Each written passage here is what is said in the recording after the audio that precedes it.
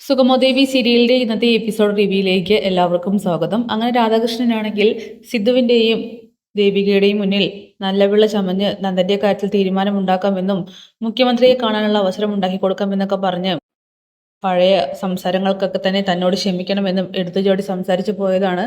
നമ്മൾ തമ്മിൽ ഇപ്പോഴും എപ്പോഴും നല്ല ബന്ധം വേണമെന്നൊക്കെ സിദ്ധാർത്ഥനോട് പറയുന്നു.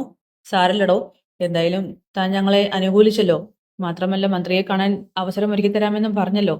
പിന്നെ നമ്മളൊക്കെ ഇതുപോലെ തന്നെ ആയിരുന്നല്ലോ, പാർട്ടി പ്രവർത്തനങ്ങളിൽ പരസ്പരം വഴക്കുണ്ടാക്കിയും ഇണങ്ങിയും പിണങ്ങി തന്നെ ആയിരുന്നില്ലേ.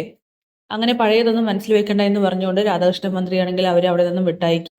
അങ്ങനെ ദേവികയും സിദ്ധാർത്ഥനും നന്ദി പറഞ്ഞ് ഇറങ്ങി വരുന്ന സമയത്ത് രാധാകൃഷ്ണനാവട്ടെ ആ ഒരു ലെറ്റർ ആണെങ്കിൽ കീറി വലിച്ചെറിയുകയാണ് ദേഷ്യത്തോട് കൂടിയിട്ട്. തുടർന്ന് ദേവിക പുറത്തിറങ്ങുമ്പോൾ അവിടെ മുരളി കാത്തിരിപ്പുണ്ട്. മുരളിയോട് പറയുന്നുണ്ട്, രാധാകൃഷ്ണൻ ഇന്ന് സംസാരിച്ചത് വലിയ കുഴപ്പമില്ലാതെയാണ്, അയാളെ വിശ്വസിക്കേണ്ട, അയാൾ കുറുക്കനാണെന്നൊക്കെ പറയുമ്പോൾ അത് ഞങ്ങൾക്കറിയാം. അതുകൊണ്ട് തന്നെ അച്ഛൻ മറ്റ് പല വഴികളിലും മുഖ്യമന്ത്രിയെ കാണാനായിട്ട് അന്വേഷിക്കുന്നുണ്ട്. അല്ലെങ്കിൽ സിദ്ധാർത്ഥൻ സാർ എന്തിനാ ഈ രാധാകൃഷ്ണന്റെ കാല് പിടിക്കുന്നതെന്ന് മുരളി ചോദിക്കുന്നു. പെട്ടെന്നാണ് ദേവികയുടെ ഫോണിലേക്ക് ഗിരീഷ് വിളിക്കുന്നത്. അതെ ദേവിക, താനിപ്പോൾ എവിടെയാ? അങ്ങനെ ദേവികയാണെങ്കിൽ നടന്ന കാര്യങ്ങളൊക്കെ തന്നെ പറയുകയാണ്. എന്തിനാ സാറ് വെറുതെ ആ രാധാകൃഷ്ണന്റെ കാല് പിടിക്കുന്നത്? ഇല്ല ഗിരിയേട്ടാ, അച്ഛൻ മുഖ്യമന്ത്രിയെ കാണാനായിട്ട് മറ്റു വഴികളും നോക്കുന്നുണ്ട്. എന്തായാലും പിന്നെ എനിക്ക് ദേവികയോട് ഒരു കാര്യം പറയാനുണ്ട്, പേടിക്കാനൊന്നും നിൽക്കേണ്ട. എന്താ ഗിരിയേട്ടെന്ന് ചോദിക്കുമ്പോൾ പ്രകാശിന്റെ കാര്യത്തെക്കുറിച്ച് പറയുന്നു. ഇത് കേൾക്കുമ്പോൾ തന്നെ ദേവികയാണെങ്കിൽ ആകെ ഷോക്കാവുകയാണ്. അവനെന്തിനാ അങ്ങോട്ട് വന്നത്? പരോളിൽ ഇറങ്ങിയിരിക്കുകയാണോ? അതെ, പരോളിൽ ഇറങ്ങിയിരിക്കുകയാണ്. ഇവിടെ വന്നിട്ട് നല്ലവനായിട്ട് നടിച്ചിരിക്കുന്നത്. അതുകൊണ്ട് തന്നെ അമ്മയും രജനിയും അവൻ തലയിലെടുത്ത് വെച്ചിരിക്കുകയാണ്. അയ്യോ ഗിരിയേട്ടാ, ഇതിപ്പോ എന്തൊരു ദുസൂചനയായിട്ട് തോന്നുന്നുണ്ടല്ലോ. അതെ, എന്തൊരു ചതിയുമായിട്ടാണ് അവൻ വീണ്ടും വന്നിരിക്കുന്നത്. അതുകൊണ്ട് ചിലപ്പോൾ അങ്ങോട്ട് വരികയാണെങ്കിൽ സൂക്ഷിക്കണം എന്നുള്ള മുന്നറിയിപ്പാണ് ഞാൻ തന്നത്. എല്ലാവരോടും പറയണമെന്ന് പറഞ്ഞ് ഗിരിയാണെങ്കിൽ ഫോൺ വെക്കുന്നു. അങ്ങനെ മുരളിയാണെങ്കിൽ കാര്യം അന്വേഷിക്കുന്നുണ്ട്. പ്രകാശ് പുറത്തിറങ്ങിയെന്ന് പറയുമ്പോൾ എന്തോ ഒരു അപകടമുണ്ട്, ആ ചതിയൻ വീണ്ടും എന്തോ ഒരു കാര്യം ഒപ്പിക്കാൻ വേണ്ടി ഇറങ്ങിയതാണെന്ന് പറയുമ്പോൾ ദേവിക്കാണെങ്കിൽ സംശയം തോന്നുകയാണ്. ശേഷം ഭാർഗവിയാണെങ്കിൽ ഗൗരിയോട് പറഞ്ഞിട്ട് ചന്ദ്രത്തെ വീട്ടിലേക്ക് പോവാണ് എന്ന് പറഞ്ഞ് യാത്ര പറഞ്ഞിറങ്ങുമ്പോൾ അമ്മ ഇപ്പം അങ്ങോട്ട് പോകണ്ട, കാരണം അവിടെ ഒരു വിധത്തിൽ പ്രഭാൻഡിയെ സിദ്ധാർത്ഥൻ അങ്കളും ദേവികയും ചേർന്ന് ഒതുക്കി വെച്ചിരിക്കുകയാണെന്നൊക്കെ പറയുമ്പോൾ പ്രഭക്കുഞ്ഞ് അങ്ങനെ ഒതുങ്ങിയിരിക്കണ്ട, കാരണം സങ്കടം ഉള്ളിൽ ഒതുക്കി എന്തെങ്കിലുമൊക്കെ പറ്റും. ഞാൻ പോയൊന്ന് എൻ്റെ അടുത്ത് പറഞ്ഞ് കരയാലോ. അമ്മ എന്തിനാ അങ്ങോട്ട് പോകുന്നത്? കൂടുതൽ പ്രശ്നങ്ങൾ വഷളാകും. എങ്കിൽ പിന്നെ മുരളിയേട്ടനോട് പറഞ്ഞിട്ട് പോയാൽ പോരെ? ദേ, മുരളി എൻ്റെ മകനാണ്, അല്ലാതെ എൻ്റെ അപ്പനല്ല. പിന്നെ പ്രഭക്കുഞ്ഞിൻ്റെ അടുത്തേക്ക് എനിക്ക് പോയേ മതിയാകും. അവർക്കാർക്കും ഒരു വിഷമമില്ല, പ്രഭക്കുഞ്ഞിന് മാത്രമേ വിഷമമുള്ളൂ എന്നൊക്കെ പറയുമ്പോൾ അതെന്താ അമ്മേ അങ്ങനെ പറഞ്ഞ്? പെറ്റമ്മയ്ക്കുള്ള വിഷമം ആർക്കും കാണില്ല, പിന്നെ ഭാര്യയ്ക്കും അച്ഛനും എല്ലാവർക്കും കാണും അമ്മേ. അത് പിന്നെ അവർ പുറത്ത് കാണിക്കാതെ നടക്കുന്നു എന്ന് മാത്രം. നീ അധികം സംസാരിക്കണ്ട, ഞാൻ എന്തായാലും പോയിട്ട് വരാം എന്ന് പറഞ്ഞുകൊണ്ട് അവിടെ നിന്ന് ഭാർഗവി ഇറങ്ങുക. അങ്ങനെ ഐസക്കാണെങ്കിൽ പ്രഷർ താങ്ങാനാവാതെ ഇസബല്ലയോടും കെവിനോടും പൊട്ടിത്തെറിക്കുന്നുണ്ട്. ഇനിയുടെ തൊപ്പി ഊരി വെച്ച് കെവിനെ, നിന്റെ കമ്പനിയിൽ എന്തെങ്കിലും സെക്യൂരിറ്റിയുടെ ജോലി ഉണ്ടെങ്കിൽ പറഞ്ഞേക്കണമെന്ന് പറയുമ്പോൾ എന്താ പാപ്പ, എന്ത് പറ്റി? നിന്റെ കൂടെ നിന്നതിനെ എനിക്ക് DGPയുടെ കടുത്ത ഓർഡർ കിട്ടിയിരിക്കുകയാണ്. അയാൾ എന്നെ വിളിച്ചിരുന്നു ലാസ്റ്റ് വാണിംഗ് തരാനായിട്ട്. ഇനി ഈ ജോലി പ്രതീക്ഷിക്കേണ്ട, ഇത് പോകുമെന്ന് തോന്നുന്നത്. 5ഓളം എന്നെ നല്ല ഓഫീസറാണെന്ന് പറഞ്ഞ റെക്കോർഡ് കിട്ടിയിട്ടുള്ളതാണ്. അതൊക്കെ ഇനി താഴെ വീഴാൻ പോവുകയാണ്. ഇനി ഞാൻ ഒന്നുമില്ലാതെ ഇറങ്ങേണ്ടി വരുമെന്നൊക്കെ പറയുമ്പോൾ സർ ടെൻഷൻ അടിക്കാതിരിക്കെ. എങ്ങനെ ടെൻഷൻ അടിക്കാതിരിക്കും? നന്ദനെയോ ഋഷിയെ കണ്ടെത്താതിരുന്നാൽ എൻ്റെ തൊപ്പി തെറിക്കും, അത് ഉറപ്പാണ്. എല്ലാം ഇസബലയ്ക്ക് വേണ്ടി ചെയ്തതാണെന്നൊക്കെ പറയുമ്പോൾ പാപ്പ സോറി, പാപ്പന് ബുദ്ധിമുട്ടായല്ലേ, എന്നോട് ക്ഷമിക്കണമെന്നൊക്കെ പറയുമ്പോൾ ശരിക്കും ഞാൻ തന്നെയാണ് എന്നെ ചതിച്ചത്.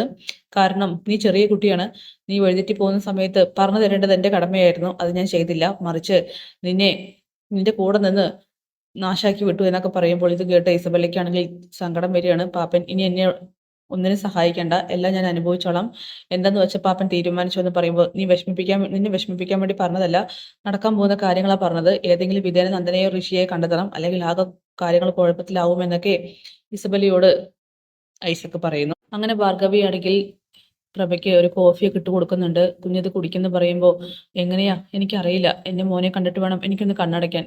സത്യം പറഞ്ഞാൽ ജീവിതം അവസാനിപ്പിച്ചാലോ തോന്നുകയാണെന്നൊക്കെ പറയുമ്പോൾ മുഖ്യമന്ത്രിയുടെ ഓഫീസിന് മുന്നിൽ പോയിട്ട് നിരാഹാരം കയറുന്ന നമ്മുടെ നന്ദമോനെ കണ്ടെത്താൻ എന്തെങ്കിലും ഒരു വഴി ഉണ്ടായല്ലോ എന്നൊക്കെ ഭാർഗവി പറയാണ്.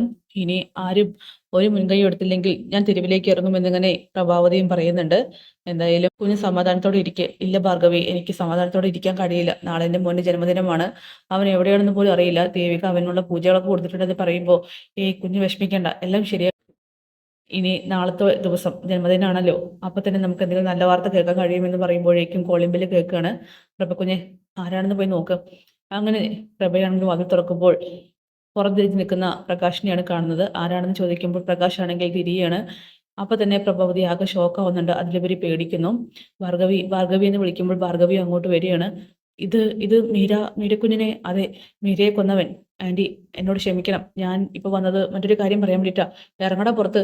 ഞങ്ങളിപ്പോൾ നാട്ടുകാരെ കൂട്ടും, അല്ലെങ്കിൽ പോലീസിനെ വിളിക്കും. ജയിലിൽ ചാടി വന്നതാണല്ലേ എന്നൊക്കെ പറഞ്ഞുകൊണ്ട് ഭാർഗവി ആണെങ്കിൽ ദേഷ്യപ്പെടുമ്പോൾ, അയ്യോ അല്ല, ജയിലിൽ ചാടി വന്നതെന്നല്ല.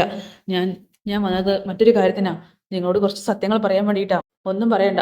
സിദ്ധാർത്ഥൻ സാറിനെ ഞങ്ങൾ ഒപ്പം വിളിക്കും. ആ, എങ്കിൽ അങ്കളെയും കൂടി വിളിക്കും. എനിക്ക് അങ്കളോട് കൂടിയിട്ടായിട്ട് സംസാരിക്കണം.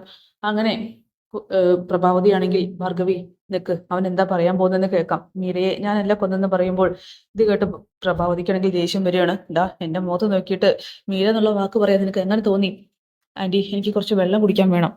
അങ്ങനെ ഭാർഗവിയാണെങ്കിൽ ഇറങ്ങിപ്പോടാ, വെള്ളമില്ല ഒന്നുമില്ല എന്ന് പറഞ്ഞുകൊണ്ട് ആട്ടിവിടാൻ നോക്കുമ്പോൾ പ്രഭാവതിയാണെങ്കിൽ വെള്ളം എടുത്തിട്ട് വരാനായിട്ട് ഭാർഗവിയോട് പറയുന്നു. പ്രഭക്കുഞ്ഞെ ഇവിടെ നിൽക്കണ്ട, നീയും കൂടി എന്റെ കൂടെ വാ എന്ന് പറഞ്ഞിട്ട് പ്രഭാവതിയെയും കൂട്ടിയിട്ടാണ് ഭാർഗവി അകത്തേക്ക് പോകുന്നത്.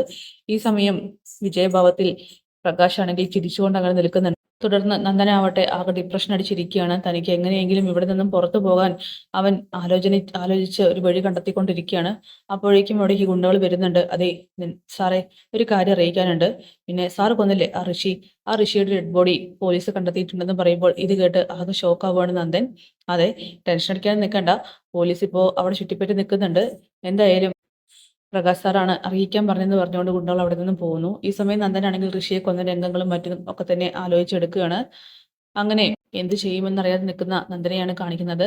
ശേഷം പ്രഭാവതിയും ഭാർഗവിയും വെള്ളവുമായിട്ട് വരുന്നുണ്ട്. എന്നിട്ട് വെള്ളം കുടിച്ചതിന് ശേഷം നിനക്ക് എന്താ പറയാനുള്ളതെന്ന് ചോദിക്കുമ്പോൾ, ഞാൻ മീരയെ കൊന്നിട്ടില്ല. എന്ത്? മീരയെ നീയല്ലാതെ പിന്നെ ആരെ കൊല്ലാനാ?